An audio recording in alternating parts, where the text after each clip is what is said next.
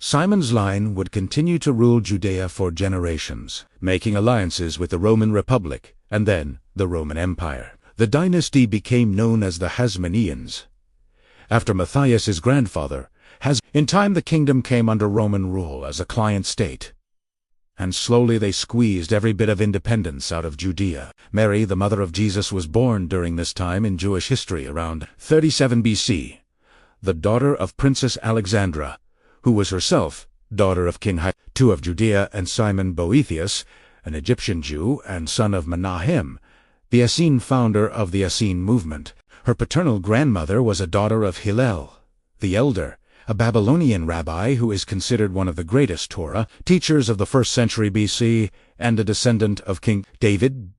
The year of Mary's birth saw her family lose the throne as her cousin, Antigonus, king of Judea, tried gaining independence from Rome. This struggle ended when Roman forces under Herod, a Judean nobleman and governor of Syria, invaded Judea, took Jerusalem, and forced Antigonus to abdicate the throne. He was later executed in Rome. Mary's parents, as well as other Hasmoneans, were allowed to keep their noble ranks, but none were granted the throne. Instead it was given to Herod by Emperor Augustus for his services to the empire. The new king wasted little time in executing Antigonus, Mary's grandfather Hyrcanus, and others who opposed his rule. Mary grew up just outside of Jerusalem on an estate her parents owned. Despite the fall of the Hasmoneans from royal power, many members, including Alexandra and Simon, kept their wealth and some influence within Herod's new court. Simon, a member of the Sanhedrin, the highest religious court in Judaism, was a frequent visitor to the king, both to discuss religious matters and secular affairs. Simon, by all accounts, was on good terms with the new king, if not friends. Alexandra, for her part, seems to have accepted the new regime begrudgingly. As one would expect, she walked on eggshells, as did other members of the former dynasty. Doing her best not to give Herod or his Roman masters reasons to suspect she may be plotting a rebellion. This is the atmosphere Mary grew up in, seen as a possible threat by the powers that be, but allowed continue living, so long as nothing out of the ordinary happened. Unlike many women in ancient Jewish society, Mary was given an excellent education. At 5 years of age, her paternal grandfather, Menahem offered to teach her how to read and write, taking the young girl and her younger brother Joseph to the Essene community at Qumran. The headquarters of the Essene movement had been Menahem's home for the last 5 years by the time his granddaughter was born. Coming to Judea in 45 BC from Alexandria, Egypt, with his wife and son, Menahem had been a well-respected rabbi back home, but his ideas got him into trouble. Menahem was not a traditional Jew.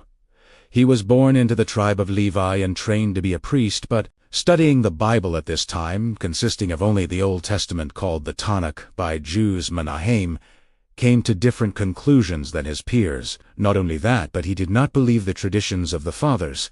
The oral law was binding. Many of the stories taught in the traditions he believed in, but Menahem did not think it was mandatory to believe in them or the additional laws handed down. But the biggest deviation was how he interpreted the Torah itself. Through intense study and meditation, Menahem came to the conclusion that to fulfill the Torah, the true heart of God's law, one must be kind, caring, and compassionate to his fellow man and animals. He also rejected the vast majority of the laws as being inconsistent with a loving and merciful God. Instead, he scrutinized the Torah and came up with 14 key laws that he believed God gave to humanity. They were as follows.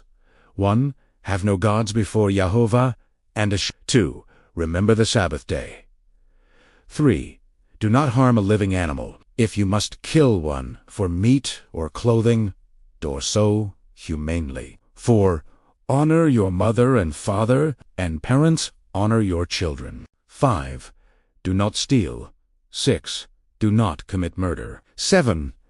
Do not commit rape. 8. Do not commit adultery. 9. Do not bear false witness against your neighbor or lie to obtain rewards. 10.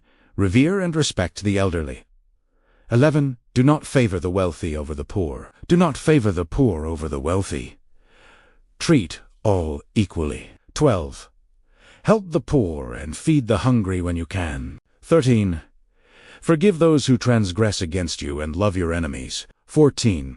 Establish courts to administer justice fairly and impartially. Of course, this drastic change to Torah law and the recognition of Jehovah's wife offended most, if not all, Egyptian rabbis and scholars, and so Nahum set out to Judea to start fresh and begin his own movement, which led to the birth of the Essenes in 42 BC and the founding of the Qumran settlement. Little Mary was taught how to read and write in Aramaic, the language of the common people, Hebrew, Latin, and Greek, the last two the most important languages in the world at that time, and she became fluent in all four. How long she spent in Qumran is unknown, but an estimate of 15 years is roughly accurate.